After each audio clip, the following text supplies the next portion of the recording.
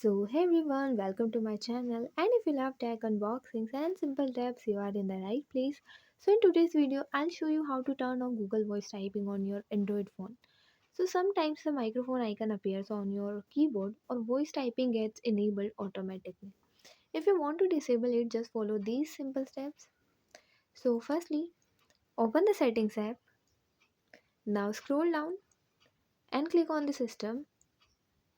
Now click on language and input. From here, click on screen keyboard. Now tap on the toggle against Google Voice Typing to turn it off. Now click on Gboard. Now click on Voice Typing and turn off the toggle.